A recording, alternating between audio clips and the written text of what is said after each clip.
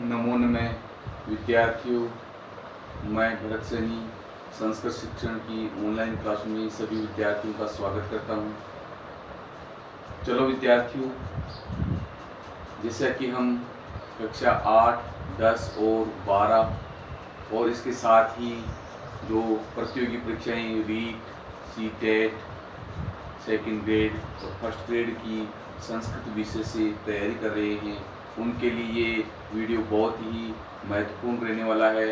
इसलिए जल्दी इस वीडियो को शेयर कर दीजिए और अपने दोस्तों को भी इस कक्षा से जोड़ें ताकि उनको भी इसका लाभ मिले।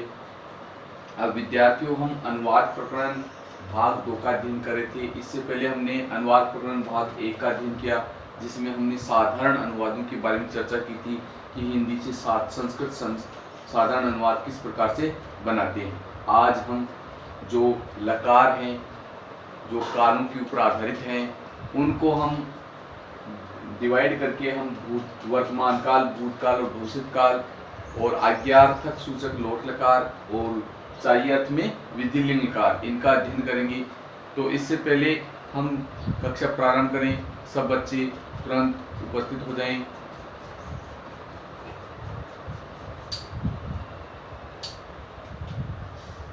अब विद्यार्थियों, अब हम अनुवाद भाग 2 में लकारों के हिसाब से अध्ययन करेंगे। जैसे हमने लकारों का अध्ययन किया था कि लट लकार जो वर्तमान काल में प्रयुक्त होता है, लट लकार वर्तमान काल के लिए,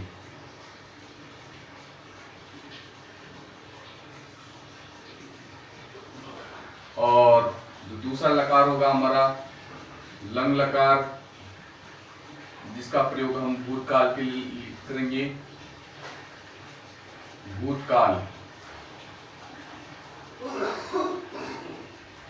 और तीसरा जो लकार होगा हमारा दृढ़ लकार, जो भविष्य काल के लिए प्रयुक्त होगा, भविष्य काल। और चौथा लकार लोट लकार, जो आज्ञा अर्थ में, आज्ञार्थ काल भी इसको बोल सकते हैं हम, आज्ञार्थ काल, आज्ञा देने के अर्थ में इसका प्रयोग होगा। और जो पांचवा लकार होगा विधिलिंग लकार। अब विधिलिंग लकार का प्रयोग चाहिए अर्थ में, जिस शब्द के अर्थ में चाहिए लिखा हुआ होगा, वहां कार्य की बाध्यता नहीं होगी कि वो कर्ता अपनी क्रिया को संपादित करे या न करे, वो उसके ऊपर निश्चित करता है। तो ये विधिलिंग लकार जो चाहिए अर्थ में इसका प्रयोग होता है। अब मैं आपको पहचान बता देता हूँ। हिंदी वाक्य के अंत में लट लकार कहाँ लगेगा। जिस हिंदी वाक्य के अंत में ता है, ती है, ते हैं, रहा है, रही है, रहे हैं, रहे हैं, या रहा हूं, रहा हूं, इस प्रकार से आपको हिंदी के वाक्य के अंत में ये मिले, वहां पर आपको लट लकार लगाना है और वर्तमान काल का वाक्य होगा। ऐसे ही भूतकाल वाक्य के अंत में था, थे, थी और अंत में ई, या, ये आपको दिखाई दे, वहां लंग लकार भूतकाल का प्रयोग होगा। और दृढ़ लकार में वाक्य के अंत में आपको गा, गे, गी ये दिखाई देंगे, वहां भविष्य काल यानी आगे होने वाली क्रियाओं के लिए भविष्य काल का प्रयोग होगा। और लोट लकार आज्ञा, आदेश, कोई भी कार्य करने का आदेश सूचक शब्द होगा, वहां लोट लकार होगा। और जिस वाक्य के अंत में चाहिए लिखा हुआ हो, वहां विधिलिंग लकार का प्रयोग होगा। इस प्रकार से हम पांचों लकारों की पहचान कर लेंगे। अब हम जो साधारण रूप में अनुवाद बना रहे थे कल, उसी के ऊपर हम लकारों के हिसाब से बनाएंगे। तो सबसे पहले हम लट लकार, लंग लकार, लिट लकार, लोट लकार और विधि लिंग लकार, इन पांचों का मिश्रण करते हुए हम अनुवाद बनाएंगे। तो सबसे पहले मैं एक वाक्य लिख रहा हूं, जैसे दीपक घरे जाएगा, ये हिंदी का वाक्य है। अब इसकी पहचान, जो अंत में जो गा गे गी शब्द आया है यहाँ पर गा, इसलिए हमें पहचान करनी होगी गा गे गी, जिसके अंत में आएगा वहां दृढ़ लकार भविष्यकाल होगा और आगे होने वाली क्रियाएं हैं, इसलिए यहाँ पर दीपक जो घर जाने की जो क्रिया है वो आगे आने वाले समय में करेगा, तो भविष्य काल का इसका लकार होगा। अब यहाँ अनुवाद बनाएंगे। भविष्य काल में धातु है इसमें गम, और गम धातु को हो जाता है गच्छ आदेश। तो दृढ़ लकार में हमें बनाना है तो गम ही रहेगा, मैंने आपको बताया था धातु प्रकरण में। तो अब गम धातु जो दृढ़ लकार में गमिष्यति, गमिष्यते, गमिष्यन्ति, गमिष्यसि, गमिष्यत, गमिष्यत, गमिष्यामि, गमिष्या व गमिष्यामि, इस प्रकार से इसका रूप बनेगा। अब बात करते हैं कर्ता की। कर्ता यहाँ दीपक है और दीपक अकारांत शब्द है। अकारांत शब्द होने के कारण राम की तरह चलेगा, जैसे राम है, रामो रामः प्रथमा, वैसे ही दीपक शब्द भी इसी प्रकार से चलेगा। दीपक है, दीपकौ, दीपकः। तो यहाँ दीपक एक ही है, इसलिए यहाँ एक वचन दीपक है। दीपक है, और यहाँ जो कर्म है वो द्वितीय विभक्ति में गृहम, घर, घर का मतलब गृहम। दीपक है, गृहम। अब यहाँ पर क्रिया का प्रयोग गमिष्यति, गमिष्यते, गमिष्यन्ति, गमिष्यसि, गमिष्यते, गमिष्यत। तो विद्यार्थियों, मैंने आपको नाम के लिए बताया था 1 नंबर। कोई भी नाम, एक नाम होगा उसके लिए 1 नंबर की क्रिया, 2 नाम होंगे उसके लिए 2 नंबर की क्रिया, और 2 से ज्यादा नाम होंगे उसके लिए 3 नंबर की क्रिया का प्रयोग होगा। तो यहाँ दृढ़ लकार भविष्य काल में गमिष्यति 1 नंबर पर क्रिया होगी गमिष्यति। दीपक गृहम गमिष्यति, इस प्रकार से हम इसका अनुवाद बना लेंगे, तो हमारा ये अनुवाद भविष्य काल में बन जाएगा। अब इसी वाक्य को हम लंग लकार में परिवर्तित करेंगे। जैसे मैंने लिख दिया दीपक घर गया, घर गया। मैंने आपको बताया था भूतकाल में या ये जिस वाक्य के अंत में आ जाए वहां लंग लकार का भूतकाल होगा। अब यहाँ भूतकाल हो गया, तो दीपक एक ही है इसलिए दीपक है, इसमें कोई परिवर्तन नहीं होगा, दीपक है।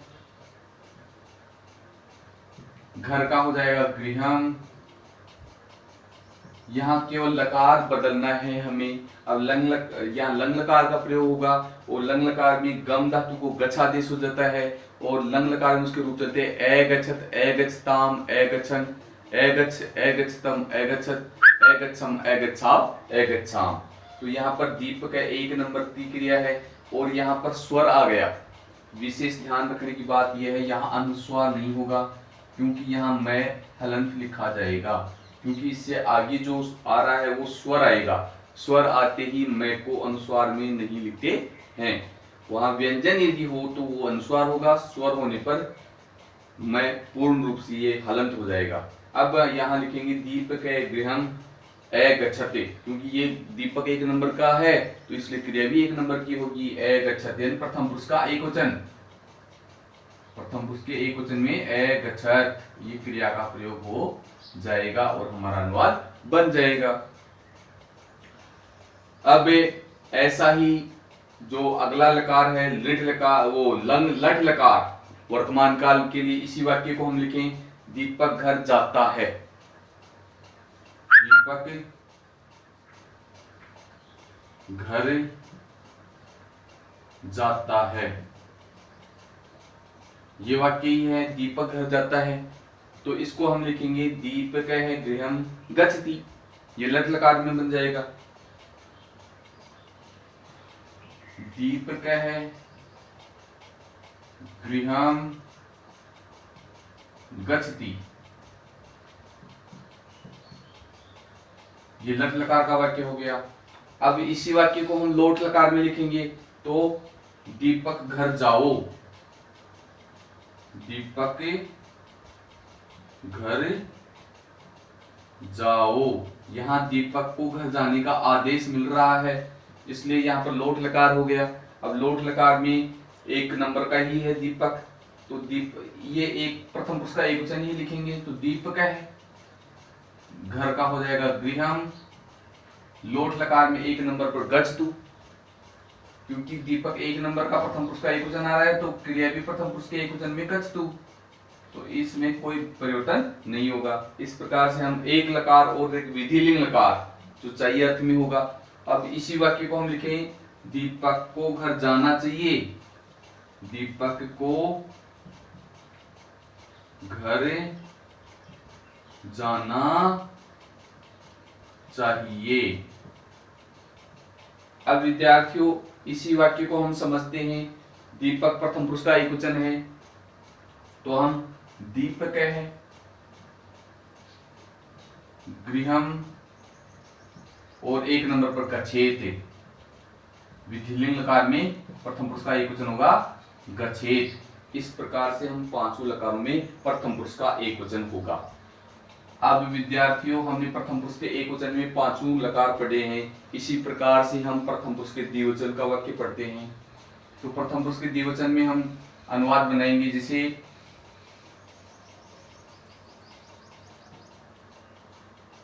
वे दोनों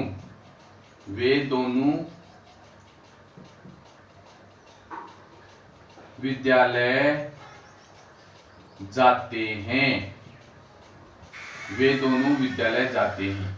अब वाक्य की सबसे पहले पहचान करनी है कौन सा लकार है, तो इसमें लट लकार है। लट लकार की पहचान हो गई।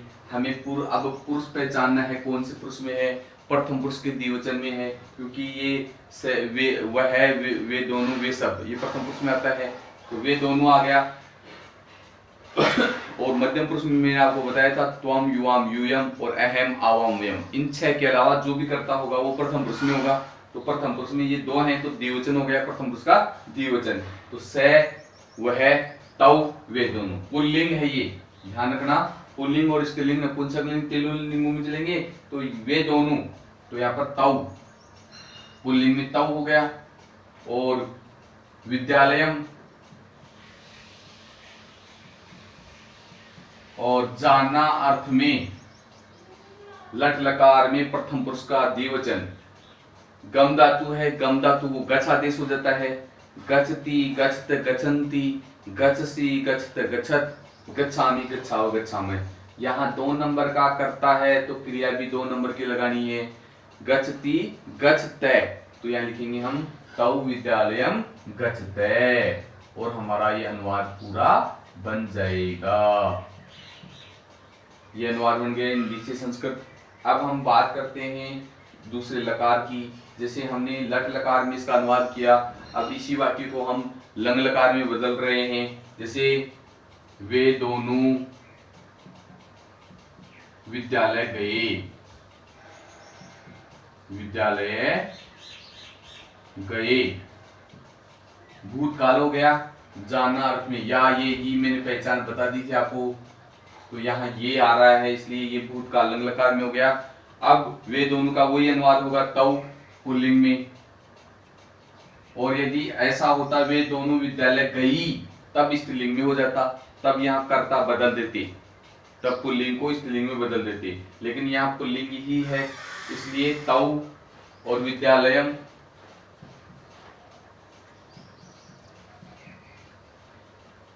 और यहाँ अब लंग लकार का प्रयोग होगा। एगच्छत, एगच्छताम, एगच्छन, एगच्छ, एगच्छतम, एगच्छत, एगच्छम, एगच्छाव, एगच्छाम। तो यहाँ दो नंबर की क्रिया का प्रयोग एगच्छताम, एगच्छताम, इस प्रकार से यह अनुवाद बन जाएगा। अब बात करते हैं लिट लकार भविष्यत काल की। इसी वाक्य को हम लिखेंगे जैसे वे दोनों विद्यालय जाएंगे, विद्यालय जाएंगे। अब इसका अनुवाद बनाएंगे, वे दोनों, वो ही अनुवाद होगा। तव विद्यालय हो गया विद्यालयम,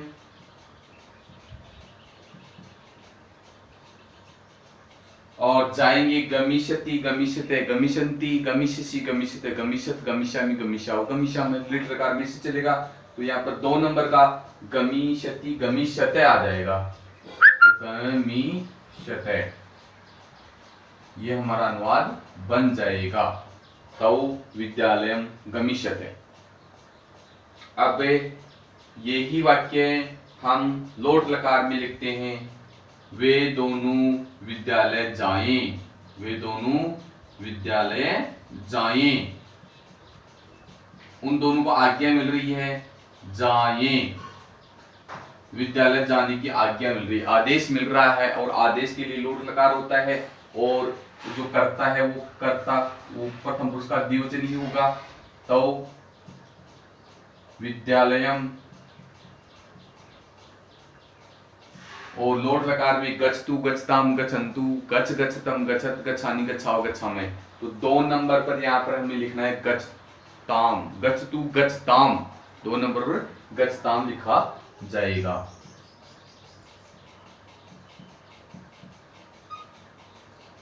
अब विद्यार्थियों एक विशेष बात और बता देता हूं आपको, जैसे मैंने पहले ही बता दिया आपको, यहाँ तो ये मैं अनुस्वार में है और ये मैं यहाँ हलंत है। इसका कारण मैं पुनः आपको बता रहा हूँ, इस मैं के आगे यहाँ स्वर आ गया, इसलिए मैं हलंत होगा।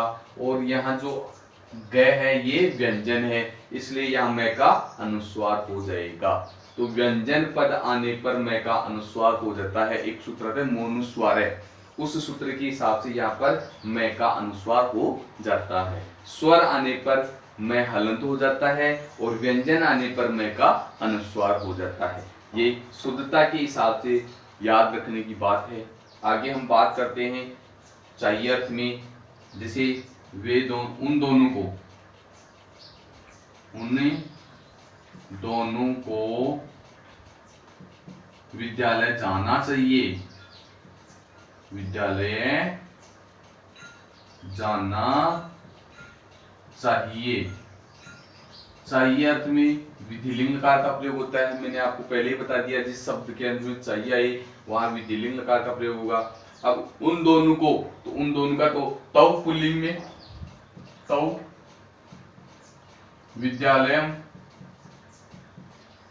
अब यहाँ विधिलिंग लकार में गच्छेत गच्छिताम गच्छेयु, गच्छे गच्छितम गच्छेत, गच्छेयम गच्छेव गच्छेम। तो 2 नंबर का कर्ता है, 2 नंबर की क्रिया गच्छेत गच्छिताम, 2 नंबर पर गच्छिताम का प्रयोग हो जाएगा और हमारा अनुवाद बन जाएगा। इस प्रकार से हमने हिंदी से संस्कृत बना लिया। अब 2 नंबर तक हो गया। अब 3 नंबर की बात करते हैं। 3 नंबर का मतलब प्रथम पुरुष के बहुवचन की बात। प्रथम पुरुष का द्विवचन हो गया। अब प्रथम पुरुष के बहुवचन में हम कर्ता लिखेंगे। जैसे हम कर्ता बदल देते हैं और प्रथम पुरुष के बहुवचन में, जैसे रमा,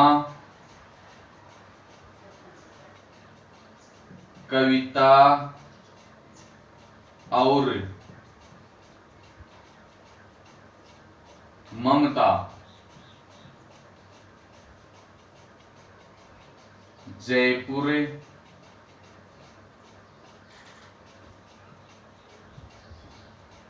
जाएंगी। अब यहां हमने लकार में बदल दिया, लकार भी गा गे गी, जाएंगी, जाएंगी। तो यहाँ हमने लकार बदल दिया। अब लकार के हिसाब से दृढ़ लकार हो जाएगा और कर्ता यहाँ बहुवचन का है, क्योंकि नाम एक से ज्यादा है, प्रथम पुरुष का बहुवचन हो गया। तो यहाँ पर जो अंतिम जो ममता पद है उसको हम, जो स्त्रीलिंग का जो हमारा आकारांत शब्द लता शब्द चलता है, लता लते लता, उसी हिसाब से हम यहाँ इस शब्द में बहुवचन लिख देंगे ममता शब्द का। तो यहाँ पर इन दोनों शब्दों को ये ऐसे का ऐसा लिख देंगे, जैसे रमा, कविता ममता, एक तो ये तरीका है।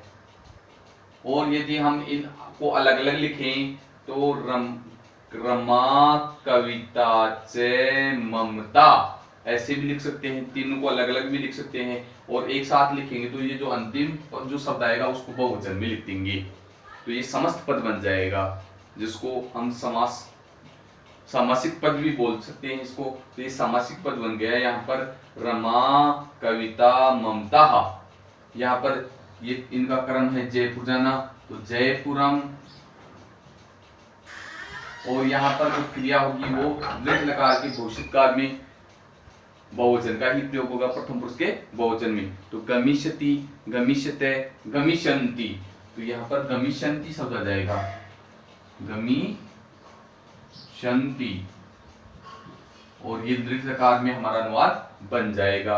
अब इसी वाक्य को हम यदि लंग लकार में लिखें तो रमा कविता और ममता जयपुर गई। इसका यदि हम भूतकाल में प्रयोग करें, रमा कविता और ममता जयपुर गई, भूतकाल हो गया, क्रिया समाप्त हो गई। तो इसका अनुवाद यदि हम बनाए तो जो ममता पद है वो का वो रमा कविता ममता च, इसको इस प्रकार से भी लिख सकते हैं हम, अलग अलग लिख दिया हमने।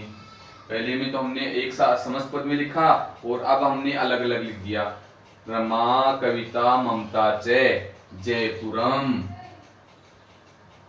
जयपुरम। और अगच्छत, अगच्छताम, अगच्छन, यहाँ पर 2-3 नंबर की जो अगच्छन क्रिया होगी वहां अगच्छन लिख देंगे प्रथम पुरुष के बहुवचन में, यह अनुवाद बन जाएगा।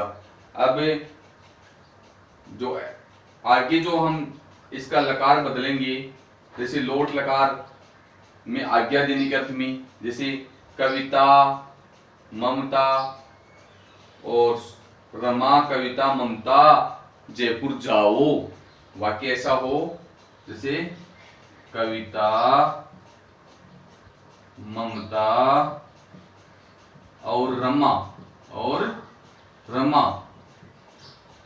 जयपुर जाओ। अब यहां पर जो अंतिम पद रमा आ गया, अब इसका बहुवचन लिखेंगे हम, रमा का समस्त पद बनाएंगे। तो जैसे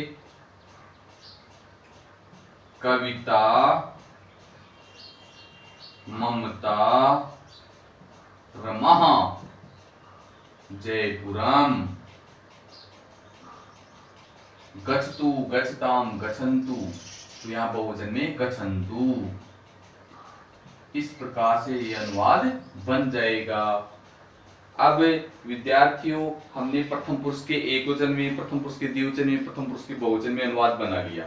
अब बात करते हैं हम मध्यम पुरुष के एकवचन की। और मध्यम पुरुष का एकवचन मैंने आपको बता दिया था, फिक्स है, त्वम युवाम यूयम, ये 3 कर्ता फिक्स हैं। जैसे तुम,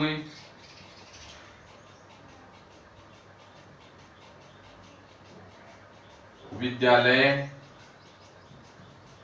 गए, तुम विद्यालय गए, भूतकाल हो गया, भूतकाल के लिए लंग लकार आता है। और तुम के लिए मैंने बताया था आपको त्वम, जो मध्यम पुरुष का एकवचन है, त्वम, जिसके नंबर के हिसाब से बात करें तो 4 नंबर, और पुरुष के हिसाब से करें तो प्रथम मध्यम पुरुष का एकवचन। तो 4 नंबर में यदि कर्ता आ गया तो 4 नंबर की ही क्रिया का प्रयोग। यदि मध्यम पुरुष का एकवचन कर्ता हो गया तो मध्यम पुरुष के एकवचन की ही क्रिया का प्रयोग। तो नंबर के हिसाब से समझ लो या पुरुष के हिसाब से, बात एक ही है। अब त्वम विद्यालयम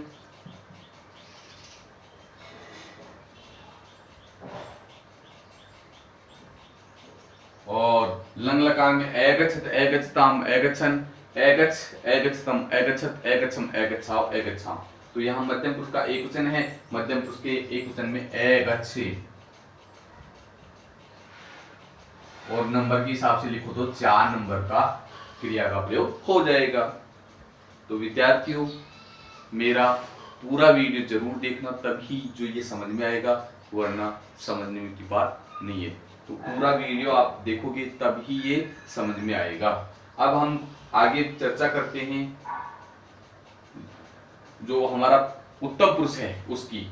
तो ये हमने मध्यम पुरुष का एकवचन और मध्यम पुरुष का द्विवचन हो तो मध्यम पुरुष के युवाम, और यहाँ पर भी तम, तो यहाँ यूयम आए तो यहाँ एकछते। तो इस प्रकार से पुरुष के हिसाब से हम क्रिया बदल देंगे। अब उत्तम पुरुष में बात करते हैं, जैसे मैं जयपुर जाऊंगा, यहां गा गे गी लिट लकार भविष्यत काल का प्रयोग हो रहा है। तो मैं का अहम, और ये उत्तम पुरुष के एकवचन में प्रयोग होगा। और यदि संख्या की दृष्टि से बात करें तो 7 नंबर, अहम जयपुरम, और लिट लकार भविष्यत काल में गमिष्यति गमिष्यति गमिष्यन्ति गमिष्यसि गमिष्यत गमिष्यत गमिष्यामि। तो 7 नंबर की क्रिया का प्रयोग गमिष्यामि।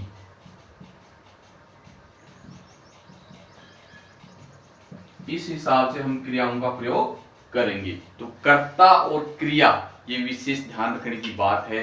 जिस प्रकार का कर्ता होगा उसी प्रकार की क्रिया का प्रयोग किया जाना है। अब विद्यार्थियों एक अंतिम वाक्य में लिख रहा हूं, हम सब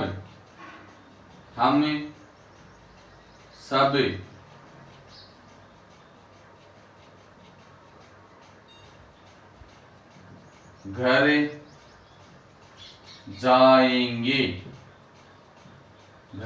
जाएंगे, हम सब घर जाएंगे। वो भी वाक्य की सबसे पहले पहचान करो कौन से लकार में है। गा गे गी लिट लकार आ गया, अब लिट लकार आते ही भविष्यत काल हो जाएगा।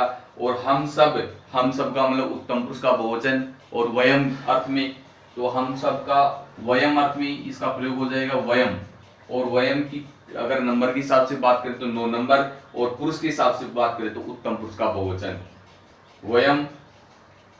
घर का हो जाएगा गृहम, और जाएंगे गमिष्यति गमिष्यत गमिष्यन्ति गमिष्यसि गमिष्यत गमिष्यत गमिष्यामि गमिष्याओ गमिष्यामय।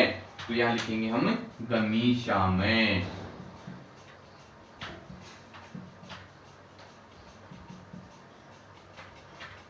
अब विद्यार्थियों मैं आशा करता हूं कि मेरा जो ये अनुवाद प्रकरण नंबर 2 है ये आपको अच्छी प्रकार से समझ में आ गया होगा। और समझ में आ जाए तो सब्सक्राइब करके घंटी वाला निशान दबाना मत भूलना। तो विद्यार्थियों अपने दोस्तों को शेयर जरूर करो ताकि उनको भी इसका लाभ मिले। आगे मैं कल दोबारा से पुनः अनुवाद प्रकरण 3 लेकर उपस्थित होऊंगा। तब तक के लिए नमस्कार।